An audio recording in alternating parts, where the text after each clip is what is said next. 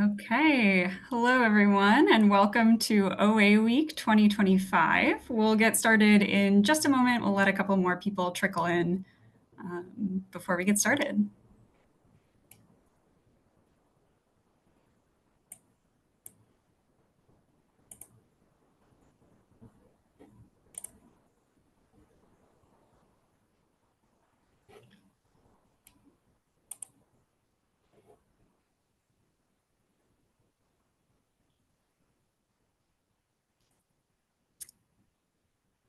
Okay, well, welcome everyone, and thank you for joining us for OA Week 2025.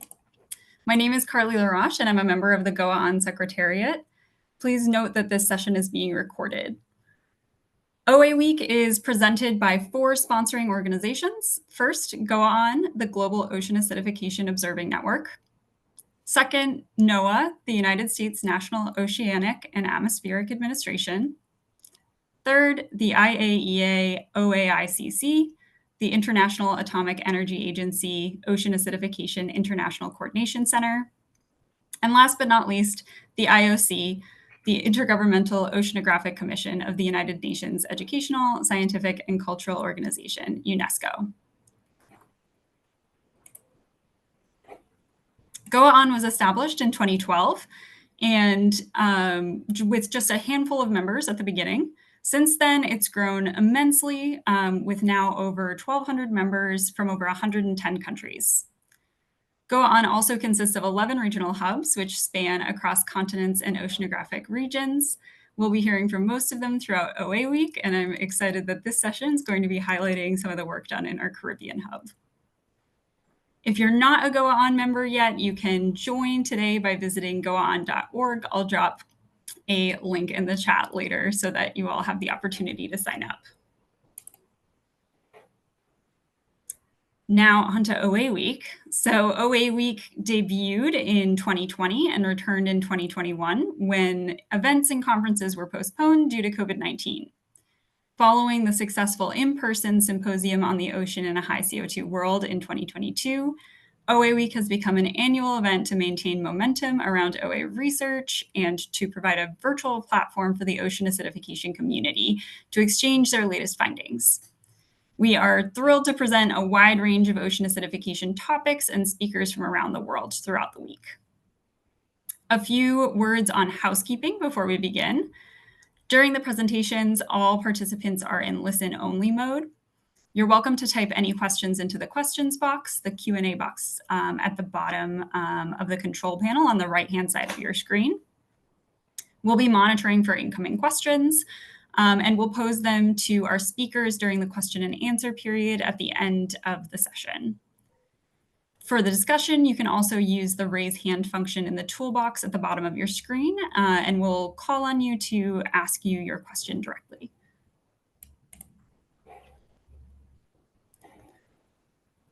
We have an exciting panel of speakers up for today. And with that, I'd like to introduce you to our moderator for the session, Dr. Debbie-Ann Gordon-Smith. Dr. Debbie-Ann Gordon-Smith is a lecturer in environmental and analytical chemistry at the University of the West Indies, Mona, Jamaica, and one of the co-chairs of the GOA-ON Caribbean Hub. Her research is focused on the investigation of chemical contaminants in Jamaica's fresh and marine waters and the impact of these contaminants on aquatic environments. This work involves the study of the sources and flow of surface and groundwaters, water pollution studies, biogeochemical processes in coastal marine ecosystems, and the investigation of submarine groundwater discharge. She also has a keen interest in investigating the effects of climate change on tropical marine water chemistry. Her research group includes a great team of multidisciplinary, multicultural, and multinational researchers investigating the flow and quality of fresh waters in 4 of Jamaica's largest hydrologic basins, as well as water quality and ecosystem health in Jamaica's marine protected areas. We're super lucky to have Debbie-Ann here today to serve as the moderator for this session. And with that, I will turn it over to you. Hello, everyone. Thank you, Carly, for the introduction. And of course, to our audience for tuning in from around the globe. I hope you will enjoy our little session here. Just to give you a little introduction to what's going on in the Caribbean. We have three very exciting speakers, and I will introduce them as the time comes up. This OA Week session is being hosted by us, of course, from the Caribbean Hub with the help of the GOA-ON Secretariat. As Carly said, I co-chair the GOA-ON Caribbean Hub along with my colleague Amber Packard, who is lab manager and staff researcher at the University of the Virgin Islands. We are so happy that you have joined us today. The OA Caribbean Hub, if you're not aware, was established back in 2023 following a Caribbean OA needs survey, a needs-based survey that was done.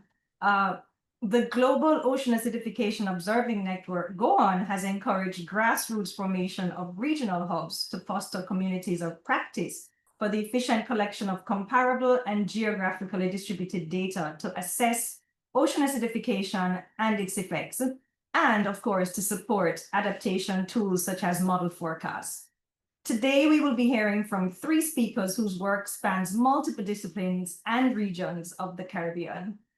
Each speaker will provide about a 20-minute presentation, and we will hold all questions until the end for a about 30-minute discussion as a group.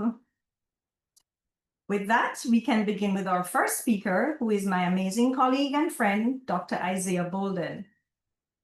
Dr. Bolden is a Jean Chris Purvis Assistant Professor and Chemical Oceanographer in the School of Earth and Atmospheric Sciences at the Georgia Institute of Technology. He studies how coastal ecosystems, particularly coral reefs, are altered by climate change and pollution, with a strong emphasis on the Caribbean region. His research applies forensic geochemistry tools to reconstruct high-resolution historical records of environmental change in these dynamic ecosystems. Dr. Bolden is deeply committed to translating this data into action by collaborating with local communities and policymakers to build environmental resilience and stewardship along coastal environments.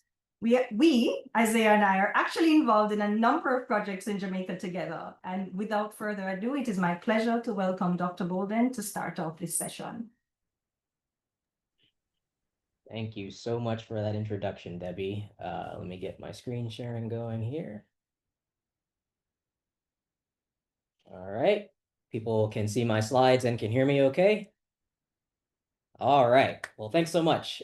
So I'm thrilled to be able to spend some time to talk with you guys about the latest results from some ongoing forensic geochemistry, clue finding and fingerprinting aimed at assessing how coral reefs as ecosystems will respond to stressors like ocean acidification at the ecosystem scale. So I've kind of titled my talk, Hidden Ecological Messages Within the Chemical Heartbeat of Caribbean Reef Ecosystems. And hopefully as we go through the talk, you'll understand a little bit more about what I mean when I say heartbeat, and a chemical heartbeat at that. Oops, sorry, here we go. No. So why are we all here? So this is Ocean Acidification Week, and we're all here because we're all concerned in one way or another about the other CO2 problem. This idea of ocean acidification, right? The primary CO2 problem being global warming, right? As we emit fossil fuel CO2 into the atmosphere, we know that that contributes to a significant greenhouse warming potential. However, the ocean is actually doing a large job of trying to mitigate that increase of CO2 or greenhouse gas in the atmosphere. And suck up a lot of that excess CO2. And we know that the oceans have absorbed about 1/3 of this anthropogenic CO2 signal. But when that happens, you get a cascading effect of different carbonate chemistry reactions that you can see here. I'd have to go into in more detail, but ultimately the result is the consumption of carbonate ion and the generation of protons. So you acidify the ocean and you consume carbonate ion. Now, critters, marine calcifiers that build hard parts of like skeletons out of calcium and carbonate don't really like that, because as you can see, as you increase the concentration of CO2 in the atmosphere and by extension the ocean, you decrease the availability of carbonate ion in the ocean. And in some places, we're worried about the ocean getting undersaturated for even small periods of time, which would mean that these organisms are growing in environments where no longer are they building their skeletons, but actually they're more likely to start dissolving away. right? So we know that the oceans are warming because of global warming, which is a CO2 problem. We know the oceans are rapidly acidifying, which is another CO2 problem. And for coral reef ecosystems, this has translated to reefs around the world being in a state of decline. And this is highlighted in particular in the Caribbean. It's a standout due to multiple competing interacting stressors like warming acidification, but also sedimentation, light scattering, local pollution, nutrient pollution, all these things kind of working together to kind of really make a complex yet devastating story for Caribbean reef ecosystems, as highlighted through a lot of these headlines that you can see here. And I do include at the bottom a couple from our neighbors in the Pacific, in the Great Barrier Reef, where some have even gone as far as to write obituaries for the entire ecosystem, which is about the size of Japan. So I remember when this headline's kind of old now, as you can see, it came out in 2016. But you'd imagine if we're at the point of writing obituaries for Japan-sized ecosystems, that's going to send a lot of people like me, reef ecologists, marine ecologists, chemical oceanographers, people that are trying to get ahead of this decline, figure out what it actually looks like for any given reef in the world, and slow it down because we derive a lot of ecosystem services from these dynamic environments. And the fact that they are dynamic leads me to kind of take a step all the way back and ask ourselves, when we're trying to think about how ocean acidification or any stressor is going to make its way or work its way through a coral reef environment, what's actually at stake? So let's take a step way back and ask ourselves the question of, well, what are we saying is a coral when we're talking about corals? And I kind of teased this slide with some of my classes, and I asked them to think about it in the multiple choice style. I asked them, are they animals, are they plants, or are they rocks? And this is a great question because no matter what they say, the answer is yes, they are correct regardless, right? And what I mean by this is that corals are these really interesting, dynamic, symbiotic holobionts, where if you've ever been to a coral reef, or if you've even seen a really pretty picture of a coral reef, you see a landscape, or I guess a seascape, that looks like this, right? Really vibrant colors, lots of fish and other organisms kind of inhabiting the area. And that's because these boulders of corals are serving as kind of like big apartment complexes under the ocean that give them this rainforest-like quality for attracting a lot of marine biodiversity. They house about 25% of the planet's entire marine biodiversity and less than 1/10 of 1% of the surface area cover of the ocean. So that's a lot of life crammed in not a lot of space. But if you were to zoom in on what that life actually looks like, you'd find that any individual coral colony is lined with hundreds to thousands of individual coral polyps. And these are like the animal portion of what you're looking at. And these individual animal polyps work colonially. So within any one colony, each polyp is genetically identical or a clone of its neighbor. They work colonially like ants in a colony to build or precipitate this massive calcium carbonate rock-like skeleton made of essentially limestone, a version of limestone. And if you were to zoom in on what one of those polyps looks like, you'd find that it's kind of shaped like an upside-down jellyfish. It's got these tentacles that are surrounding a central mouth that they can use to sting and capture zooplankton in the water column and ingest food heterotrophically. But if you notice here, zoomed into this zoom in, there are these dots called zooxanthellae, and that's because within any individual animal, coral polyp, there are thousands to millions of single-cell dinoflagellates, these photosynthetic symbionts that photosynthesize and pass a large proportion of the organic carbon from photosynthesis directly to the gut of the coral to fuel the precipitation of this calcium carbonate skeleton. So you've got this plant part working together with this animal part, and this animal part working colonially with its buddies to precipitate this rock-like skeleton. And so just from a sheer perspective of what are we looking at when we're thinking about corals as like a ecosystem engineer, they are a very dynamic creature. And when we're starting to think about, well, how can we transcend how individual corals might respond to thinking about how the ecosystem responds to stressors like ocean acidification and warming, we should be considering the fact that this is a dynamic holobiont or dynamic system that is responding to stress, even if one component might be responding to stress in a different, slightly different way. So studies that have tried to kind of take this ecosystem-wide approach to understanding how corals respond to ocean acidification have led to some really interesting results because of this dynamic interaction. One such study that I love to highlight is from 2018, and it basically was trying to investigate how the coral benthic community structure changes as a function of how close or far away you are from a natural volcanic CO2 seep. And so as we move from left to right in these panels here, we're going from ambient CO2 in the water being 300 microatmospheres to 400 microatmospheres to the last panel being 900 microatmospheres. And just for reference, between 900 to 1100 microatmospheres is where we're expected to be in the atmosphere by 2100. And what you can see, what I want you to take away from this figure is that you can still see that under increasing atmospheric CO2, or I guess increasing ambient seawater CO2, the reef is still teeming with life. It's just that the structure of that life looks very different. And if the structure has changed, the functional capacity of the reef has changed as well, right? So this has led people to say, well, when we look at the response to coral reef ecosystems to stressors like this, maybe they're not so much in a state of decline as much as they are in a state of global transition, right? The reefs of the future will look and function very differently than the reefs of today. And thanks to studies like this, we have an idea of what that decline, or that transition might look like. Generally speaking, as we increase sea surface temperature, decrease pH, decrease carbonate saturation state, we're seeing a decline away from marine calcifiers like corals and crustose coral and algae and other types of things that build hard parts of calcium carbonate on reef ecosystems. And we're going to tend towards what one of my undergraduate professors once called green slime, right? Algae and sponge dominance. So a different benthic community composition that will cause the reef to function very differently. And that's important because even though it might sound easier on the ears to think of reefs as being in a state of transition rather than decline, or a shift towards an alternative stable state, it's the coral-dominated reefs of today that give us all the ecosystem services that we've come to depend on as coastal communities, right?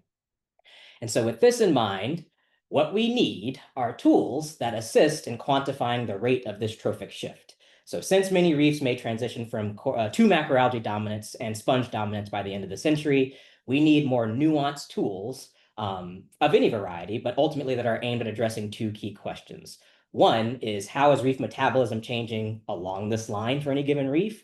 And the second is, since you know that you're going to probably see a shift towards, well, I've lost corals and now I'm trending towards dominance of other kinds of communities, who or what are the contributing members of the seafloor community?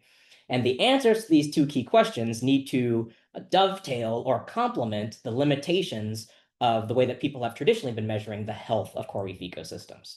So for decades, people have been going out and making measurements of things that are related to ocean acidification, like pH, dissolved inorganic carbon, which you can think of as the total amount of carbon, inorganic carbon in seawater that originally came from CO2, and total alkalinity, which you can kind of think of as a measure of the buffering capacity of seawater that is directly modified by calcification and dissolution processes, and also oxygen, since that's dynamically tied to the photosynthesis reactions as DIC is. And you can model changes in discrete samples of these parameters over time and reconstruct a chemical heartbeat of the ecosystem, where the magnitude or the amplitude of that heartbeat could be directly related to how productive the reef is or how calcifying the reef is.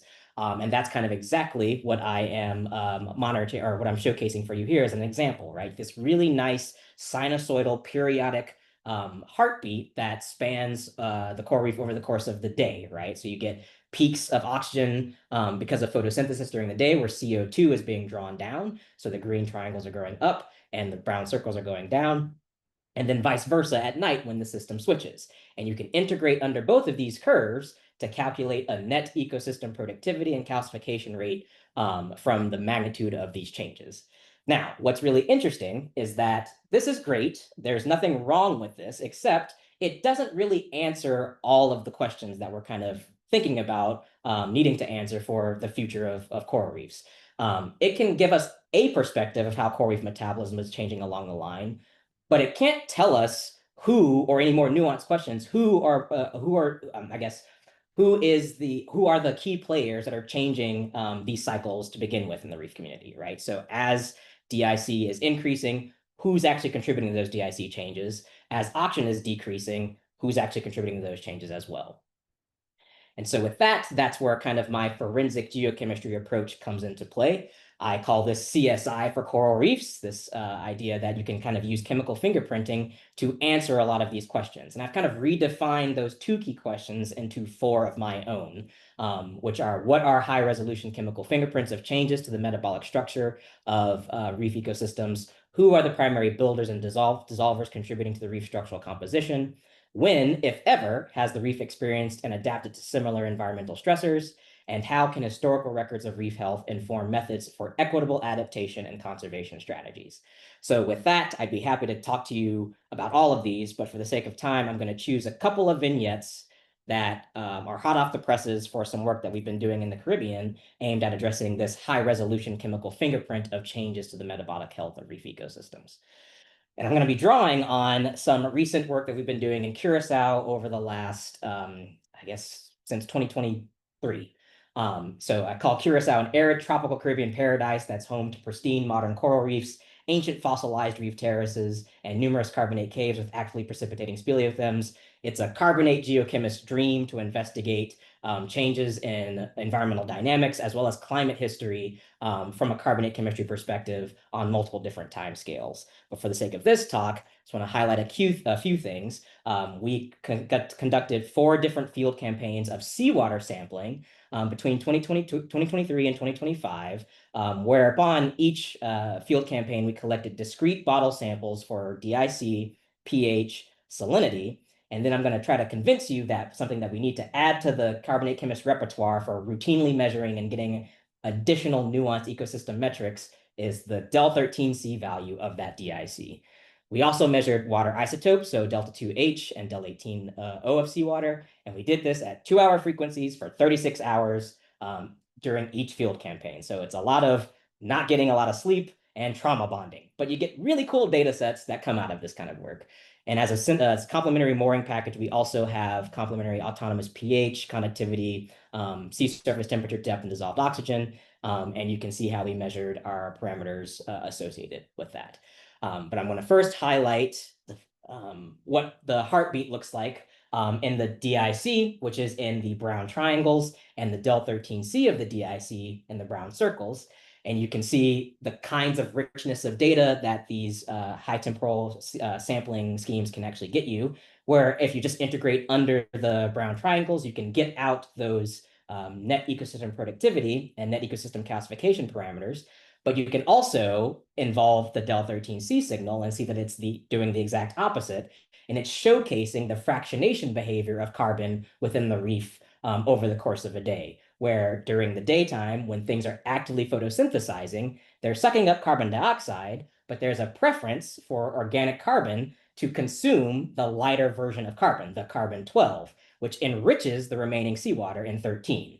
And you can see at nighttime, when the system switches to net respiration, you're now putting that light stuff back down or putting back into the water column. And so you see the exact opposite pattern in the del13C as you see in the DIC, which is pretty cool. And again, like I mentioned, you can integrate under the triangles and get an idea of the metabolic rates itself. So metabolic rates in these reefs showcase mixotrophic behavior and are on par with other Caribbean coral reef ecosystems. So we can see in the green bars, daily net ecosystem productivity rates hovering around 0. But in general, you can see that they have the capacity to span a day being net autotrophic or a day being net heterotrophic. Whereas the same kind of behavior can be seen in the daily ecosystem calcification rates, where days can be net productive of calcium carbonate, so net accreting calcium carbonate, or in the case of the day that we had that was net heterotrophic in February 2023, you actually had net dissolution of calcium carbonate, right? So this is great. This gives us more context for what's going on in a region where we don't have this baseline data, but we can actually go beyond this with the help of the isotopes. And one question I think that it's interesting to ask from this perspective is how are corals being fueled in the context of modern warming and acidification? So here is a zoomed in version of a coral polyp, and you can see all these little brown algae. These are those symbiotic zooxanthellae, the photosymbionts that live within inside corals and provide them with a lot of their energy, or so we think. And they also have the ability to eat things like copepods, like zooplankton that are in the water column. Now, corals currently exhibit these misotrophic metabolic behaviors, meaning that they do a mix of both. They always have the option of either relying on photosynthetic consumption of organic carbon, or they can rely on heterotrophic grazing of zooplankton. But in a warmer and more acidic ocean, is there a way that we can use isotopic fingerprints to track how this might be changing? So I take you to this you are what you eat adage that you can get from carbon isotopes.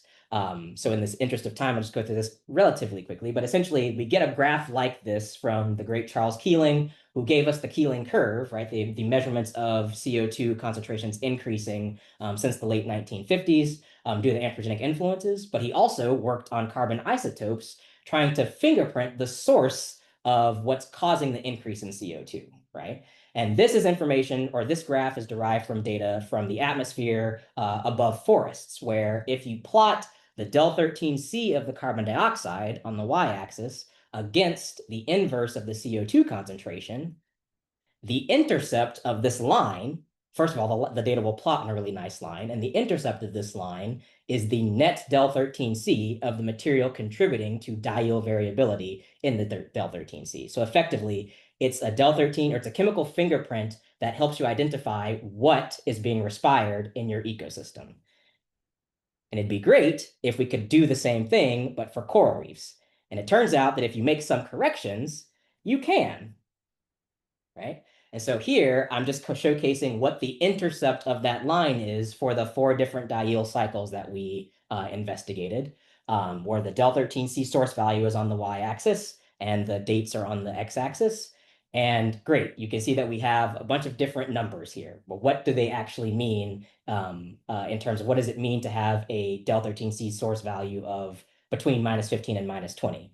Well, a lot of work has been, or I guess first and foremost, we get a mean that's about -18.2. So what does that number actually mean? There's a lot of work that's been done trying to characterize, well, in coral reef environments, typically, if the coral is consuming zooplankton as its primary food source, you're going to get a number that's a source value of between -16 and -20 per mil. And if they're relying more on autotrophy, you're going to get a value of between -10 and -16 per mil.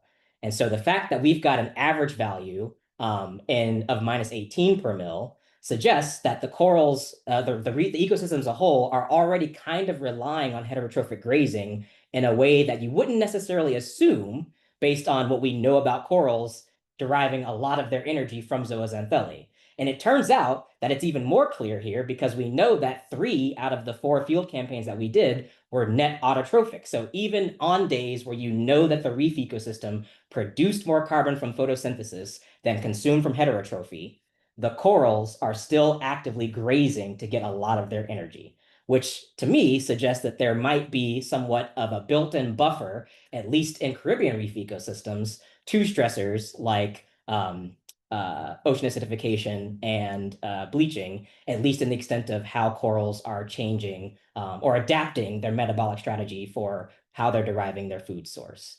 And so with that, I want to wrap up and I just teach a little bit about how we can get to or bring in the paleo side of things to kind of investigate another side of the coral metabolism. When, if ever, has the reef experienced and adapted to similar environmental stressors? So one thing that I want to highlight is that when we think about the coral carbonates, we have to keep in mind that they're actually growing their skeletons kind of like trees grow in rings. And so not only do we have a really cool perspective of measuring the water chemistry around corals, and knowing that corals both set and respond to the chemistry of the seawater around them, but they also archive kind of like their own time capsule, how the chemistry of the ocean has changed over time. And if we look at the del13C signal of that coral skeleton, then we can see something really cool there as well. So Caribbean coral skeletal del13C, again, this is coming from Curacao, captures anthropogenic climate change very clearly as well. And what we're looking at here is the del13C value of the calcium carbonate locked up in the coral skeleton as a function of time. And what we're looking at is this really cool positive trend that takes off right around the late 1970s. And that's called the GCOOS effect, which is the artificial depletion of the stable carbon composition of the atmosphere and the surface ocean from the burning of fossil fuels. So when we burn fossil fuels, we're releasing a lot of anthropogenically light carbon into the atmosphere. And then that anthropogenically light CO2 is dissolving into the ocean. And corals are helping us track another way that we're capturing anthropogenic climate change in this region. And so part of the research that I'm interested in is not only unraveling how Caribbean coral reefs are currently responding to ecosystem changes as a function of ocean acidification and warming, but also how you can use the paleo record to see how you can provide better context for how that's changed in the past. And so with that, I would like to conclude. And I'd like to thank a lot of I'd like to thank you all for listening. And I'd like to thank a lot of the groups that have been involved in this research, helping generate the research thus far. So thank you. Thank you so much, Dr. Bolden. That was very interesting. And I loved how you took us through the history, the story of OA. For the persons who may not be so aware, that was really excellent. Thank you very much. Okay, so next, without any further ado as well, I'd like to introduce Dr. Natalia López Figueroa, who's going to be talking to us from the Gulf Coastal Ocean Observing System. So Natalia was born and raised in Bayamon, Puerto Rico, which is also known as the City of Science, as it turns out. Natalia recently graduated with a PhD in biological oceanography from the University of South Florida College of Marine Science, where she worked under the advisement of Dr. Pamela Hallott-Muller. Her dissertation focused on Cassiopeia ecology, focusing on their potential bioindicators as bioindicators for nutrient pollution in coastal environments.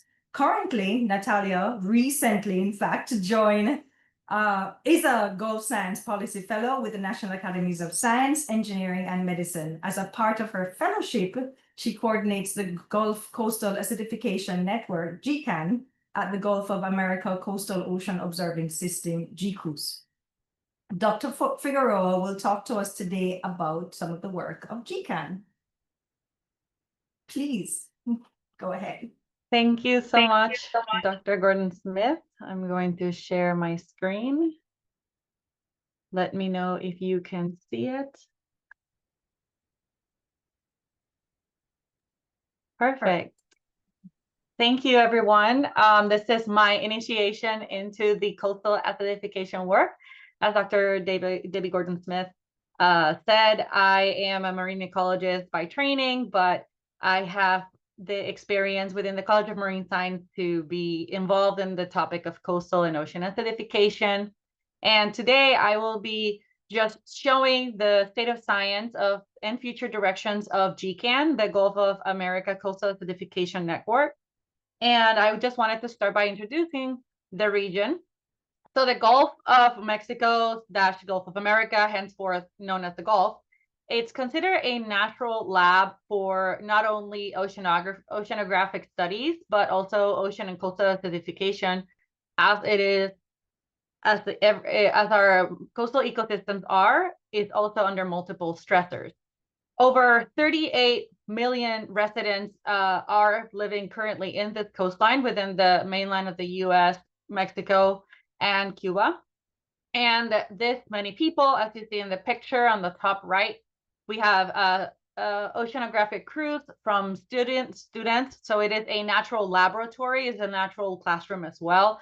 There's a lot of people that do fishing, science, education. So a lot of these activities take place in the Gulf of America / Gulf of Mexico. And thus it is a very important resource for all ages. It's a dynamic carbonate system influenced by river discharge. There's around 60 rivers that discharge here, the Mississippi River being by far the largest contributor of fresh water and nutrient runoff to this.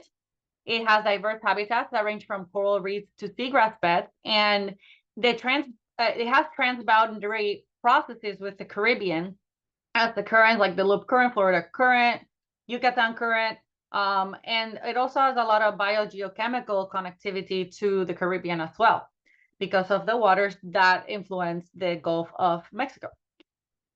Now, what is our mission here at GCAN? So GCAN stands for the Gulf Coastal Acidification Network, and it is part of one of the 9 coastal acidification networks that are under NOAA the NOAA OAP, which is the Ocean Acidification Program. And here we are. This is our region tackling the collaborations within the 5 Gulf states, which is Florida, Alabama, Mississippi, Texas, and Louisiana, as well as collaborative efforts within Mexico and Cuba. It was established in 2015, and it has 4 core values to our mission. The first is to synthesize cross-sector and discipline information and data on ocean and coastal acidification, henceforth known as OHCOA. This is very important because we receive a lot of information from a lot of different sectors and people, thus having to synthesize this cross-sector information and data. It provides a platform for everyone to access this information and utilize it for their studies or their classrooms. We also intend to guide the identification of knowledge gaps and priorities to coordinate research and promote standardized interoperable methods and data across stakeholders. Now, as we know in research and just hard science, it's hard to have a standardized protocol of, like, for instance, if you're studying zooplankton, it's depending on the research question, on the method that you're using. So we're trying to, by being involved with these collaborators, to just guide the knowledge gaps and just make it a cross-sector operation that we can have similar methods and be on the same page. We also coordinate activities and facilitate collaborative efforts that help better understand the impacts of acidification in multiple sectors. This involves non-government agencies or NGOs, natural reserves, sanctuaries, private industries, and academic institutions across the Gulf. And finally, we communicate and educate by creating approaches to inform about current findings in acidification to different stakeholders, meaning policymakers, the general public, different communities. So this is what encompasses GCAN. We are a network to facilitate collaboration within different sectors and just facilitate the information that everybody brings to the table into something digestible for the general public. So coordinating with the Ocean and Coastal Acidification Network, it involves a lot of turning gears. So one of the main partnerships we have is the Gulf of Mexico Ecosystem and Carbon Cruise, or for short, GOMEC. And this data set is present in our website. This is the transects and the sampling stations for the 3rd cruise in this series. In a week, they are going to embark, hopefully, on their 5th expedition from this GOMEC series expedition. And this is very important to track the state of acidification in the Gulf. We also have partners in the Flower Garden Banks National Marine Sanctuary, the National Estuarine Research System. Specifically, we have many of these NERs across the Gulf, and they are key to not only communicate science, but also integrate into the network with the data that they collect. We also have connections with the Southeast Coastal Ocean Observing Regional Association, or SECORA. They have different buoys across this area, and we're able to also have the data and monitoring concise here. And the RESTORE, which is Resources and Ecosystem Sustainability, Tourist Opportunities, and Revive Economies of the Gulf Coast States Act. They have been graceful enough to name it RESTORE because that is a mouthful, but the Restore the Mississippi Delta plays a crucial role also in what it is, information that contributes to the coastal and ocean acidification projects. We also share data standards via GCOOS through the Data Management and Cyber Infrastructure, DMAC, and the Global Ocean Acidification Observing Network, GOA-ON frameworks. And finally, all of this, we hope, is to work with the alignment of GOA-ON's 3 pillars, which are observation, data access, and capacity building. So about the state of science, instead of just presenting a bunch of information from different articles, I just wanted to give you a graph, just kind of like an overview of the number of publications per year. So this data is available in the GCAN website, and on the x-axis we have the year of publication. On the y-axis we have publication numbers. So this is around 148 publications that encompass dissertations, cruise reports, peer-reviewed articles, methods paper, etc.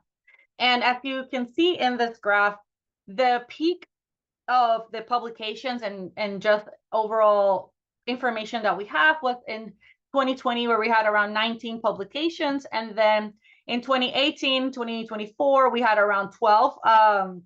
So this is a rising, this is great because we can track the scientific production of the ocean acidification in the Gulf.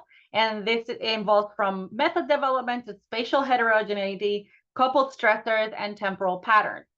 We also have some information on the effects of fisheries, like it links OA and COA in reducing species habitat quality and affects physiological stress.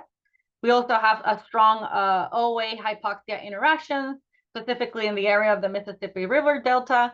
So there is a lot of information out there that we're trying to synthesize and bring to the public in a way that is easy to the eyes, but also informative. Now I'm going to be presenting an overview and a summary of some of the initiatives that the Gulf of America states are undergoing. And these are divided in four general topics, like monitoring and research, which expands the autonomous and field-based monitoring of carbon and chemistry, supporting coastal industries, studying impacts on oysters, fisheries, and habitats while connecting science to aquaculture and restoration practices. This is very important for the Gulf because it's part of the largest contributors of the economy. Education and engagement, which is building K-12 and public outreach programs to raise awareness about acidification and coastal change. And finally, our favorite and our mission, which is the linking collaborations, across states. So linking all these different sectors in a Gulf-wide capacity to understand how are we responding and how can we better improve our knowledge of OA and COA in the Gulf. Starting with Florida, that's where I'm based at. This is, again, an overview. There are much more other initiatives. So for terms of time, I've just narrowed it down to a couple of them. So for Florida, we have Sea Grant, the Coral Restoration and Resiliency Programs. They are the lead in restoration initiatives, resilience plans, and they support ocean acidification-focused research in not only restoration, but also in outreach. The Ocean Acidification Sensor Deployment and Reef Monitoring from Mote Marine Lab. They lead recent sensor deployment initiatives to fill data gaps for coral reef acidification and monitoring, mainly in the Florida Keys. And of course, I have to give a shout out to my alma mater. The University of South Florida College of Marine Science has a whole laboratory dedicated to CO2 chemistry, led by distinguished university professor Robert Byrne. And they lead in the development of precise methods to measure all the major components of the carbonate system in the ocean. So they are very important participants and play a key role in the GOMIC series cruise, measuring elements such as organic alkalinity, free calcium, and pH across the 142 stations that they will be sampling. Mississippi, we have the Northern Gulf Institute that supports the research on hypoxia and acidification. This is a very rising trend in research. It's something that it's being very closely looked not only by the Gulf, but also in Maine and in New Hampshire. University of New Hampshire, sorry.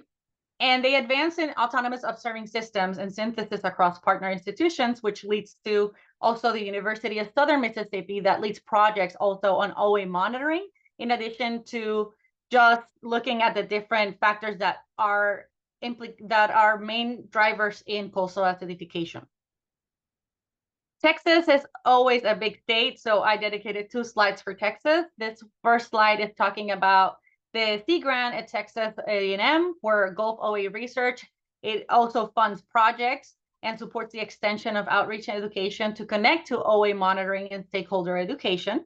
There are multiple academic institutions in Texas, such as Texas A&M, Corpus Christi College Station, and the University of Texas Marine Science Institute, where they focus on estuarine carbonate chemistry, Gulf monitoring, nutrient runoff, coral vulnerability, just to name a few. And so these are programs that are extended to applied science and outreach, working with not only the oyster growers and fishermen, but also the restoration groups and coastal managers that to help translate acidification science into kind of like practical guidance for local stakeholders and decision makers.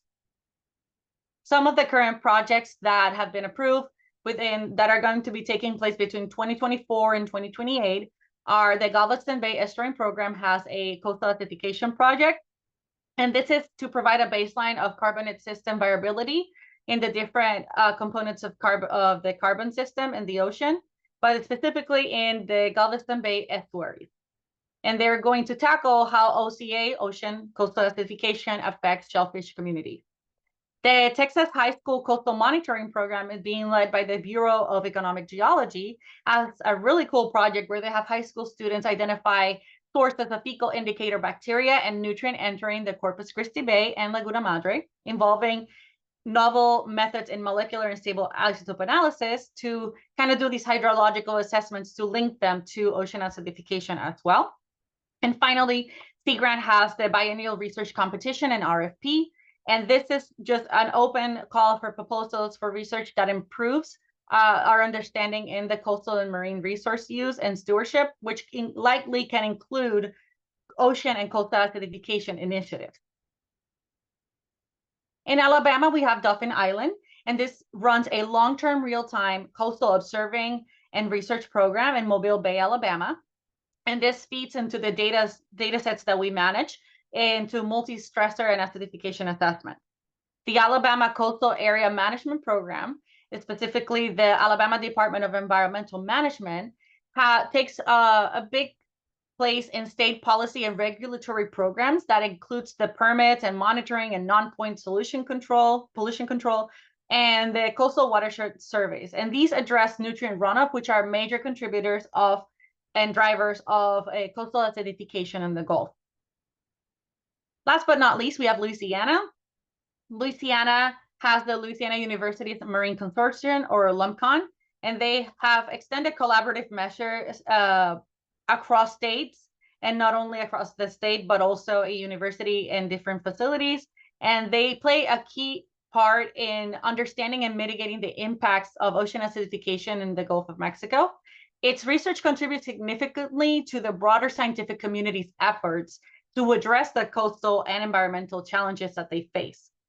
And finally, the Sea Grant Louisiana partners with NOAA to build a research capacity in ocean acidification that is, again, similar to the other sea grants to provide fellowships and collaborative research, just to provide a platform that they can collaborate with education and the workforce development. One of the great things that we achieved this year in GCAN was the Gulf International OA Summit. There is an article that has been accepted and will soon be published on this, but the main takeaway that I wanted to share with you is the following. There's a triational collaboration, so scientists from Cuba, Mexico, and the US mainland got together to address open and ocean acidification impacts on the Gulf's ecosystems and economy. They shared priorities within their regions, and the summit identified common needs for monitoring, research, socioeconomic assessments, and communication strategies. And it has an integrated approach, right? So participants outline a long-term action to standardize these methods, which is one of our main values, and share data and coordinate a multinational research effort to better understand acidification causes and consequences in the Gulf. I want to close with what is next for GCAN, right? Like, what is our mission in this program? The first is to expand the outreach and education efforts across the Gulf states. That is with having more collaborator ideas with different institutions and sectors, as well as doing student highlights. So stay tuned for an interview of the GOMIC series. I went to the University of South Florida College of Marine Science and interviewed some of the participants of the cruise that will be utilizing some new methods that they have developed at the College of Marine Science to be used in this cruise. So one of the first videos is going to be released this month, so stay tuned. We also want to prioritize the webpage development. We're in the digital era. We do everything virtually right now. like we are doing it right now at the OA week. So we want to have a visually appealing but also informative platform. And for that, we also want to have a platform that is inviting for others to get involved with GCAN. So we started with a calendar of events. If you scan the QR code on screen, it'll lead you to the webpage where you can also subscribe to the Google Calendar. But if you don't want to subscribe, it is live in our webpage, and it's constantly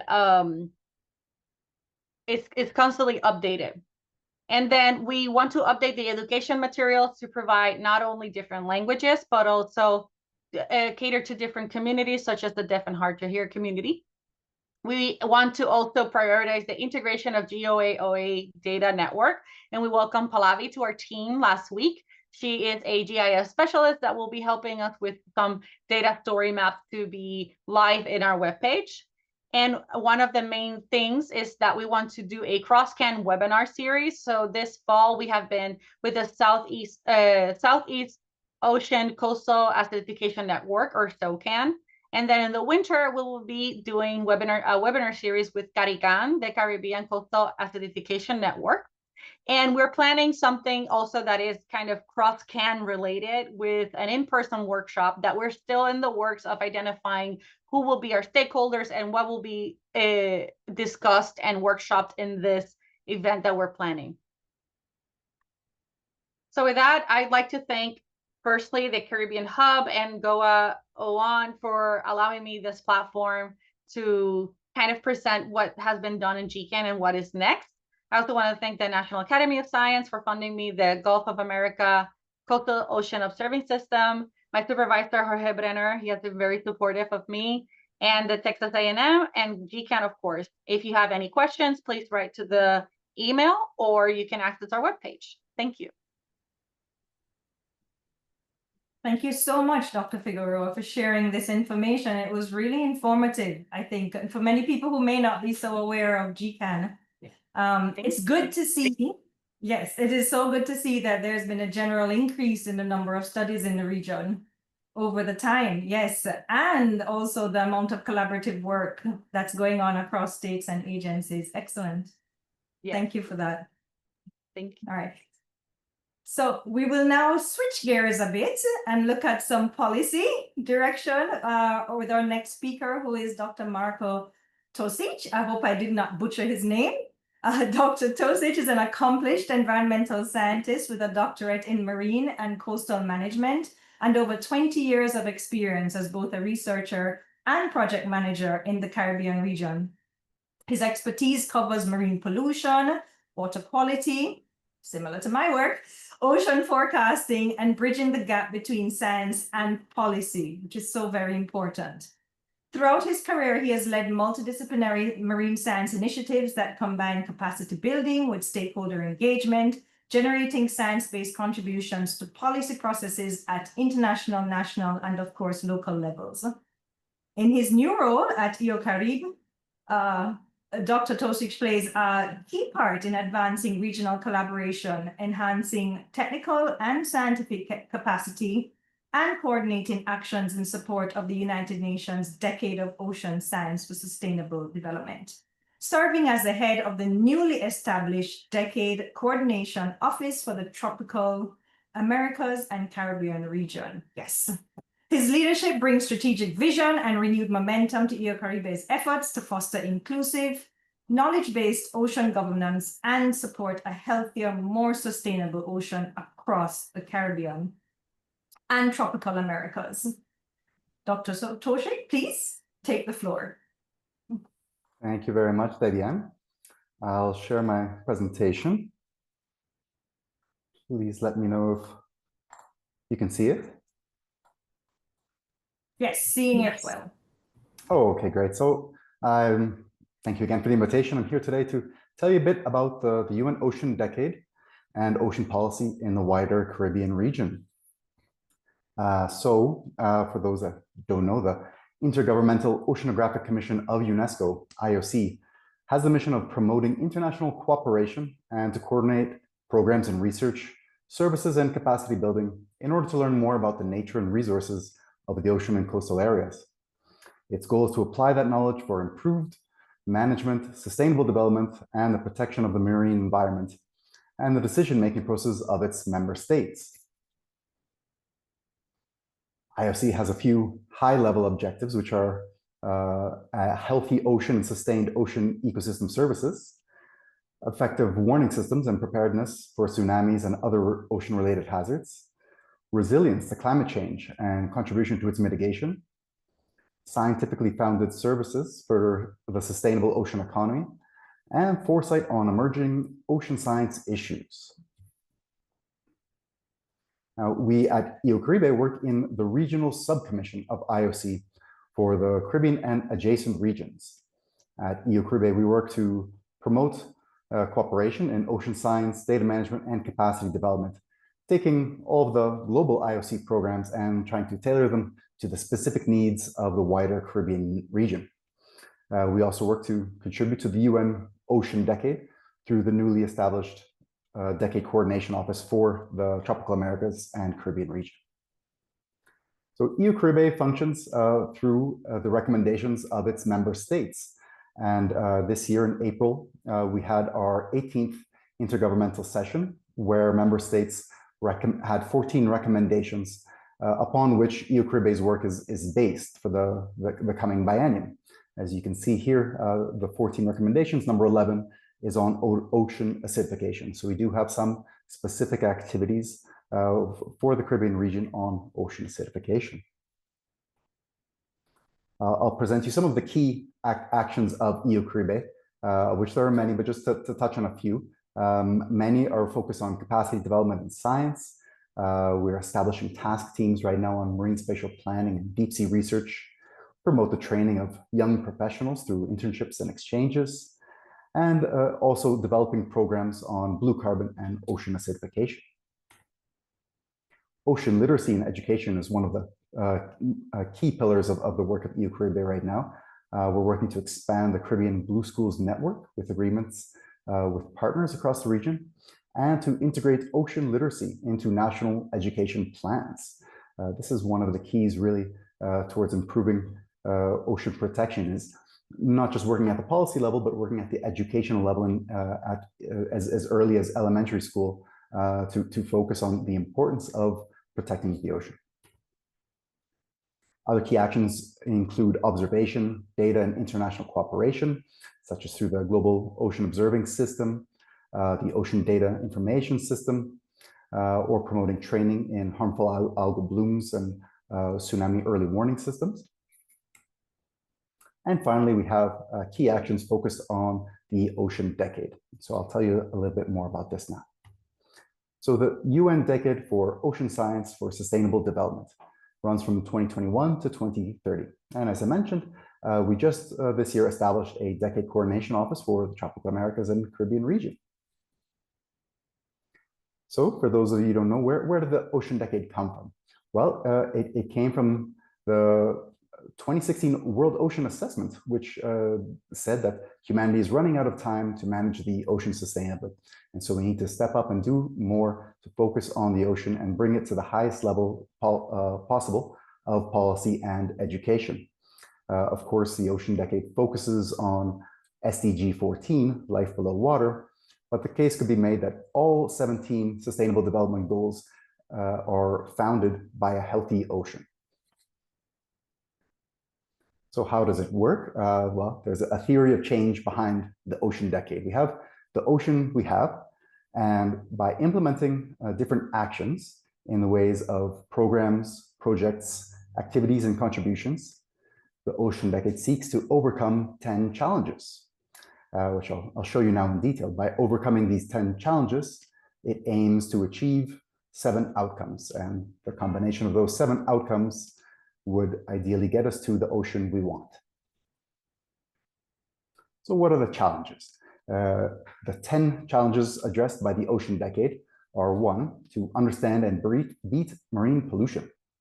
I would say that ocean acidification relates there strongly, as marine pollution would include that coming from the atmosphere. 2, protect and restore ecosystems and biodiversity.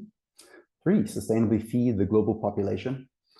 4, develop a sustainable and equitable ocean economy. 5, unlock ocean-based solutions to climate change.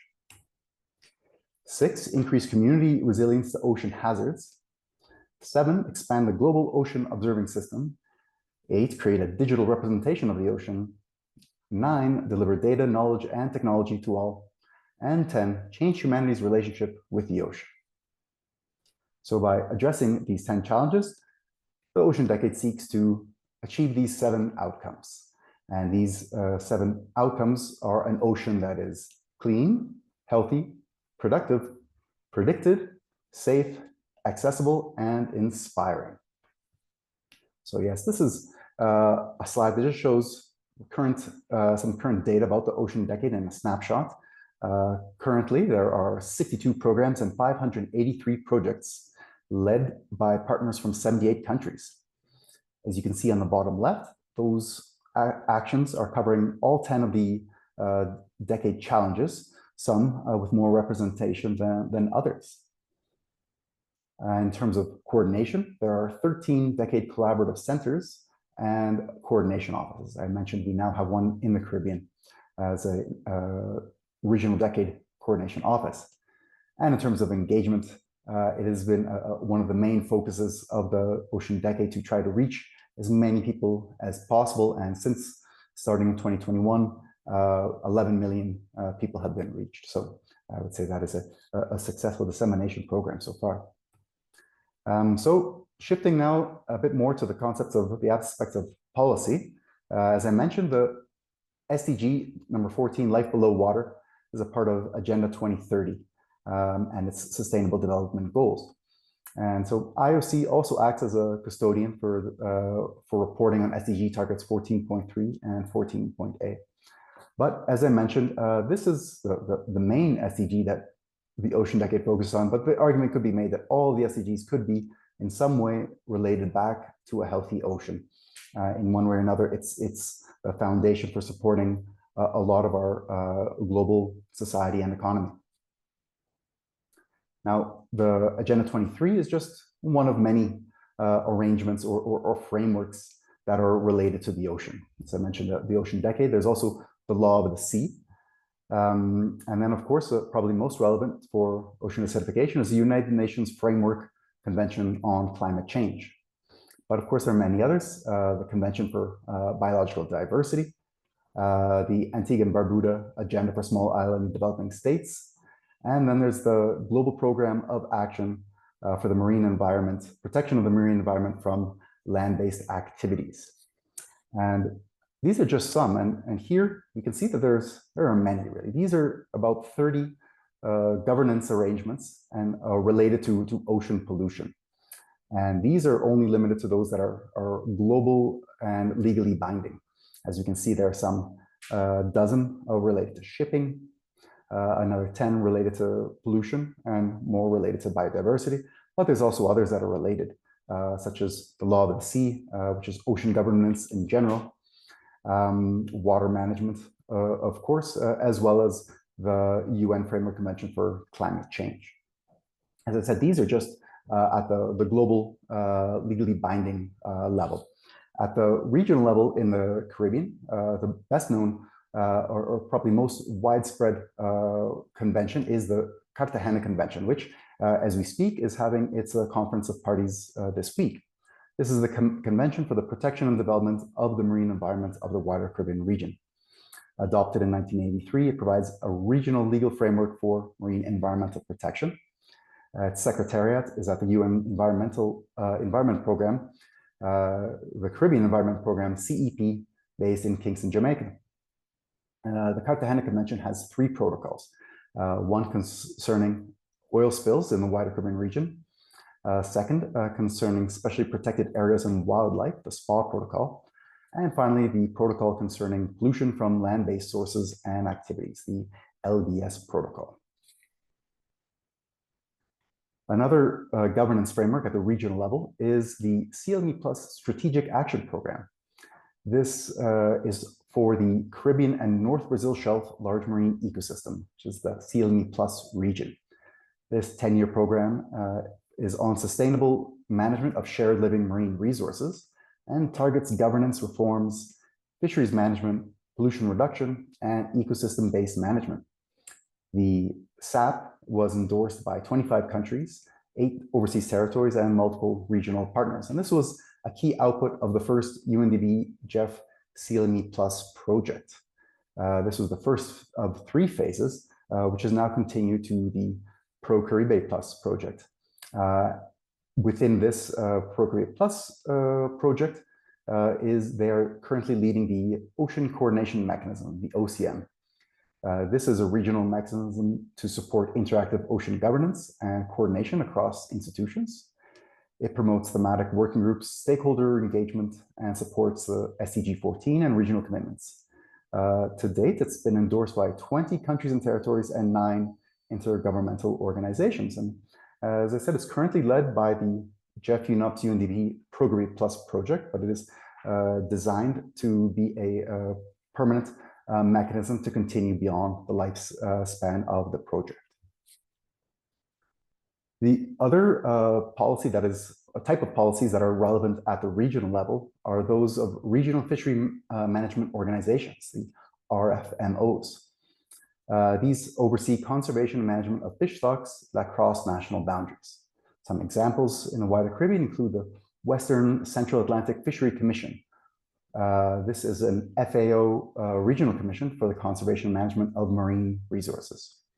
Another example is the International Commission for the Conservation of Atlantic Tunas, which is responsible for the management and conservation of tuna and related species in the Atlantic. So as we can see so far, there are many global policies and governance arrangements, and far less at the regional level, as I've explained today. I guess to close, I wanted to just bring back the concept of the science we need for the ocean we want, and perhaps relate to everyone how important the aspects of policy are.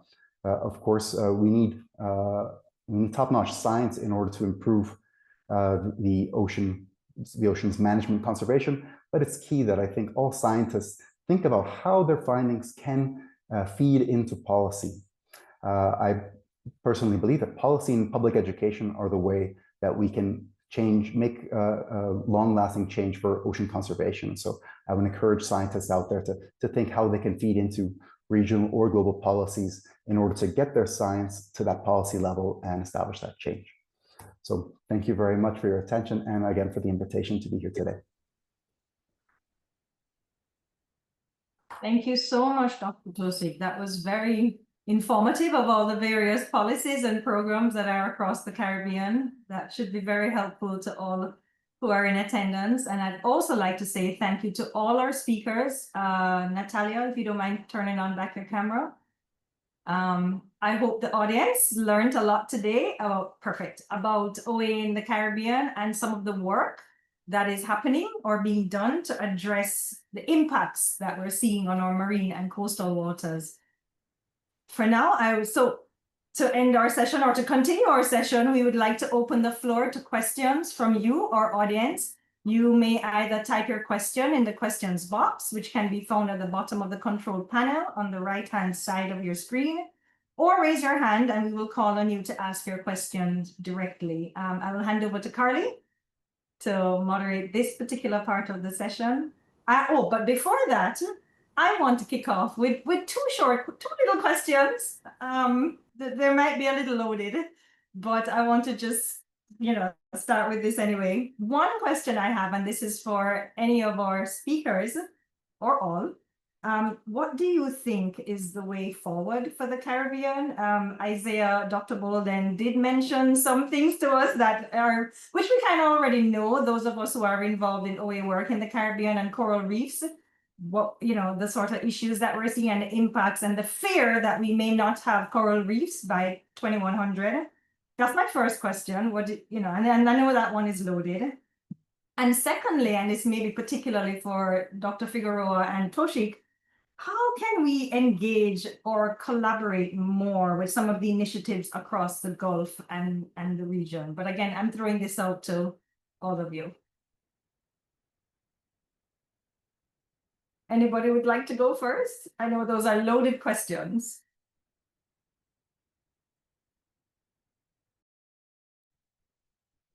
I can start if my colleagues don't want to go first. I think in terms of how we can collaborate and to go forward, as I mentioned at the end of my presentation, I really think that policy and public education are the two paths forward towards creating change.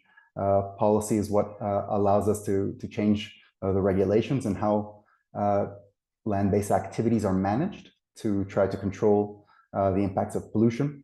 But I think equally important is public education, because the next generation will be those that are making those policies. And so I really encourage education from the most basic levels up through to advanced university studies on ocean conservation, because typically I would say that many people study something so specific as ocean conservation when they get to, let's say, a undergraduate or postgraduate level, depending on where you are. But especially in the Caribbean region, I would think that the connection between society and the ocean should be something that is taught from the youngest of ages, because the Caribbean region and small island developing states in particular live with the coast and live with the marine resources as a part of their daily lives.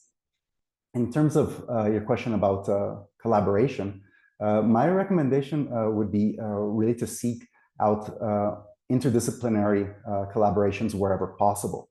It's I think a natural aspect of the bureaucracies of educational institutes that we're in different departments and different faculties, and that's just a natural aspect of being focused on a specific theme. But in order to protect the ocean, it's really an interdisciplinary aspect, because it encompasses not just the physical sciences or the biological sciences. It goes beyond to socioeconomics and the impacts on the economy and on public health. And so my recommendation is, wherever it's possible, to find ways for all these different disciplines to collaborate together, so that in let's say the case of ocean acidification, those studying the physical and biological impact in the sea could collaborate with economists to see how that could affect the local economy due to the decrease of ecosystem services, and perhaps even extend to medical faculties to see how the decrease of fish stocks, fish availability, as well as fish quality could start to affect the health of the general public. I think by translating science into the impacts on the economy and on public health is an important first step to getting the attention of decision makers at the national and local level to see why it is important to protect the marine resources that we have now. I want to echo Marco's words. We have a saying in Puerto Rico, en la unión está la fuerza, in union lies strength. And across sector, I think we can all agree that cross sector, cross collaboration, meaning like science, policy, community action, all those things will help us better understand. Now, I think there are other things that are contributing. Ocean acidification is an additional stressor to corals. I think that with the marine heat waves, there's that combination. Then you have in the Caribbean islands, coming from Puerto Rico, I know that there's a big issue with river runoff and not having that riparian buffer. So I think that the answer lies beyond just ocean acidification. I think the answer lies within, like, the change is imminent, it's happening. So what actions can we take? And in this morning, there was a section on, it was called Beyond Dissolving Shells, Innovative and Collaborative Ways to Improve OA Education. And one of the speakers mentioned that a way to get people to care is through emotion. And because, as humans, we internalize everything with emotion. And as someone who grew up in an island in the Caribbean, it's easier for me to relate to the ocean than someone in Idaho, right? And so I think bringing those elements of education that the people brought in that section, one of the main things that he mentioned was that in France, they tested that and proved that acidification does taste change the taste of shrimp. So like you have people in the Bahamas or in the Caribbean where the economic and even the Gulf where the economy lies a lot on shellfish. Just bringing that point of like it will change the taste and quality of your product. Again, going back with economy, I think that's the only way that we can increase the strategies, involving not only I think before the community, we have to build the network of managers, the network of scientists, and come together, because often something that I experience is that management doesn't necessarily translate to science. That management needs and priorities differ from the scientific findings, and scientists are basically always playing catch up, being like, we need more research, but the issues like big companies are still putting carbon emissions into the atmosphere. So I think it's a matter of like a cross-sector collaboration where we all need to sit down at the table and create a strategic plan that is not only based on science. It has to be definitely a cross-sector area, because there's other underlying issues that acidification itself is going to amplify.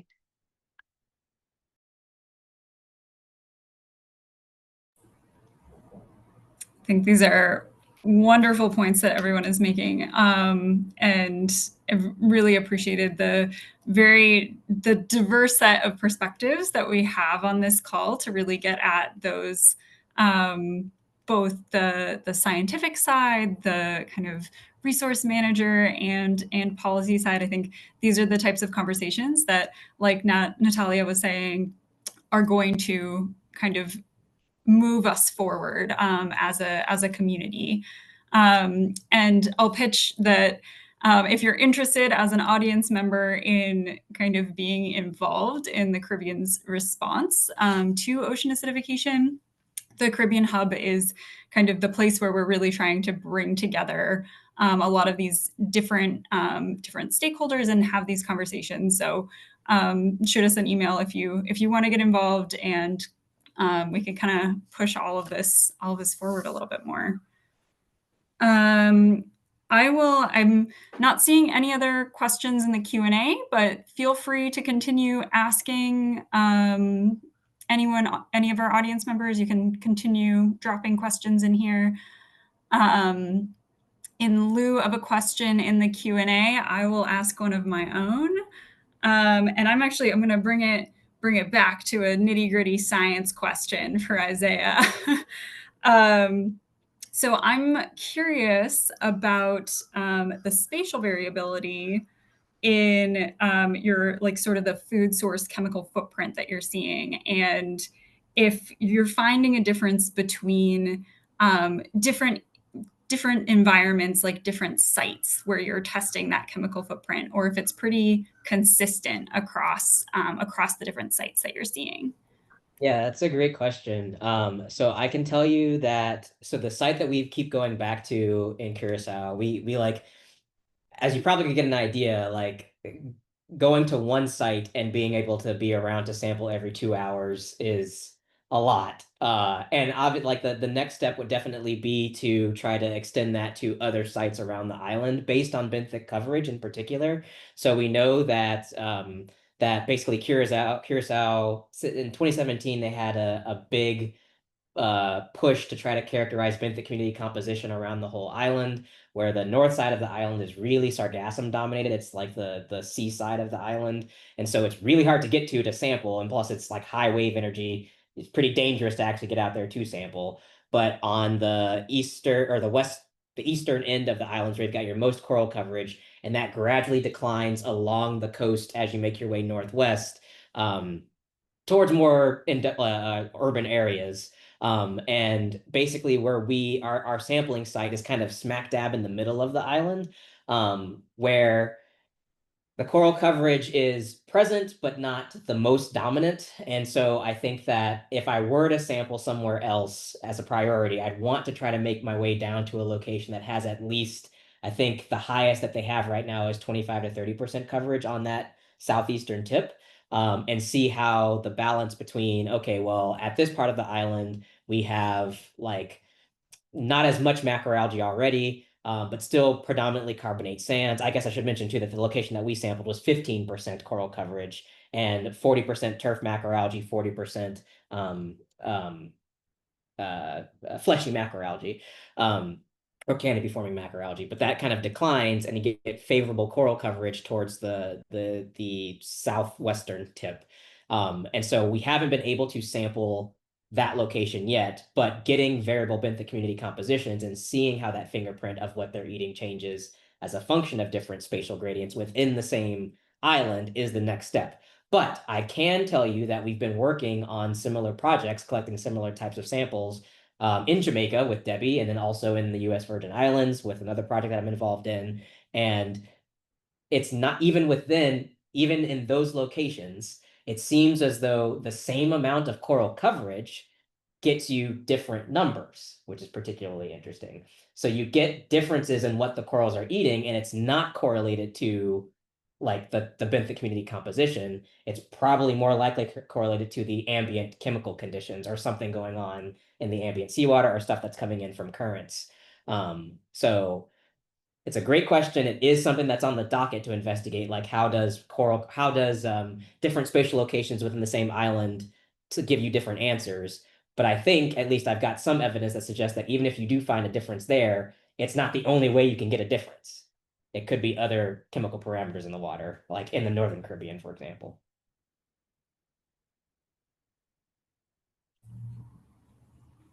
Awesome. Thank you so much for that answer. That totally makes sense. And it's really exciting to know that there's more research on the horizon, and these are things that are going to be continuously looked into in the coming years. So looking forward to that. That's awesome. Yeah, I mean, I think that that's kind of like the key point or the central thrust of my research is that like we read a lot of papers that do a lot of incubation experiments on corals and investigate, well, we know from a thermodynamic perspective, we just think about basic chemistry that at a certain point, calcium carbonate is going to dissolve if it's undersaturated. And I agree with that. Like that's not incorrect. But I think that we have to consider, as I mentioned at the beginning of my talk, that this is a nuanced ecosystem of like this weird microenvironment that is part animal, part plant, and part rock.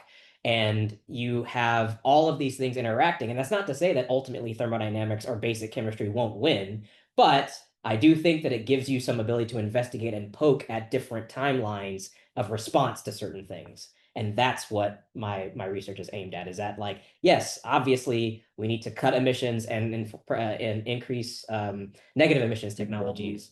And increase negative emission technologies. All of that is true. But at the same time, I don't think that we know everything about how any given reef in the world is going to respond at an ecosystem level. But there are really cool techniques that we can apply to find out.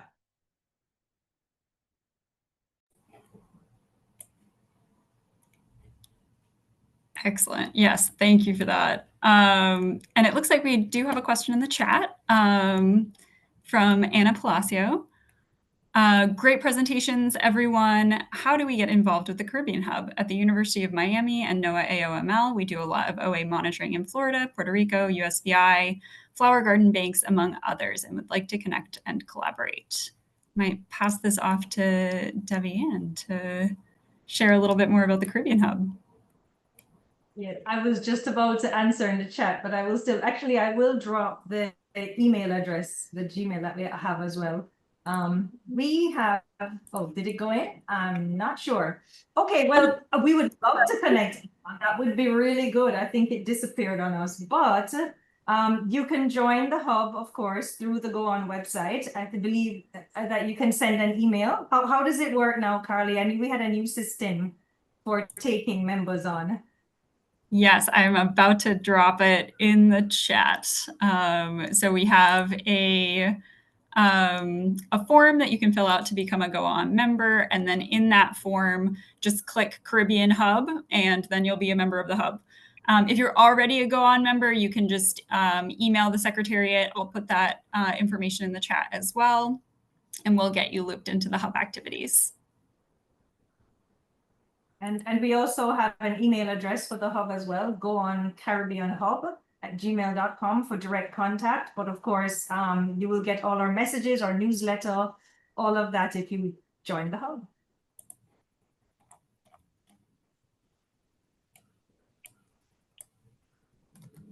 All right.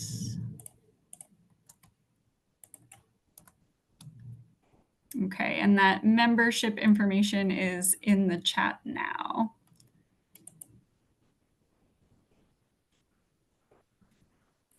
Okay, and yes, and Debian just put in the Caribbean Hub Gmail. So feel free to send a message to that email address and we can get you involved in the Caribbean Hub. Okay. Well, I think with that, we would like to sincerely thank all of the speakers and our moderator. Oh, yes, Debbie. Debian. Sorry, there is a hand raised. Oh, a hand Sorry. raised. Before you, yes, before you show.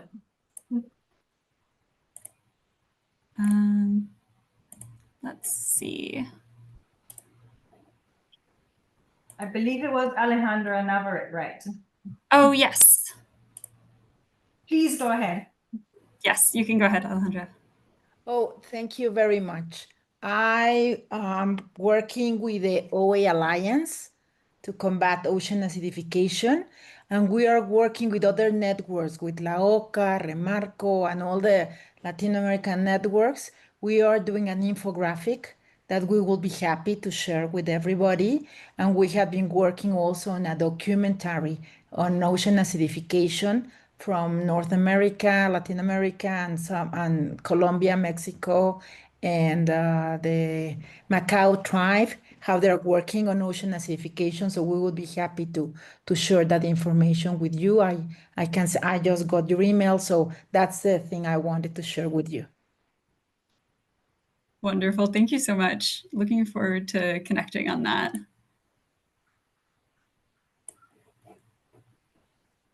All right. Let me share this. So this has been such a wonderful session.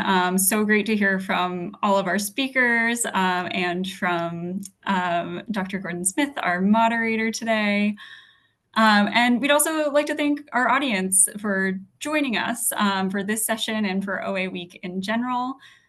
You can consult our website via this QR code on the left-hand side to register for other OA Week sessions that might be of interest to you. In particular, I'd like to highlight some of our neighbor hubs. So the North American Hub session will be held tomorrow. There's some great speakers lined up for that. We have one speaker from Mexico, one from the US, and one from Canada. And then on Friday, there's going to be a LOCA session. So that's our Latin America and Caribbean hub for GOA-ON. So we have lots of regional hub sessions upcoming that should be really, really exciting to join. And then, of course, if you'd like to keep staying up to date with the GOA-ON community, you can consider signing up as a GOA-ON member. The link that I dropped in the chat will work for that, as well as following the QR code on the right-hand side of the page. And with that, I would like to conclude the session, and I thank all of you for joining. It's been wonderful. Thank you. Thank you, everyone. Thanks, you Carly. so much. Thanks, Debian. Thank you. Yes, thank you. Thanks, everyone. Bye-bye.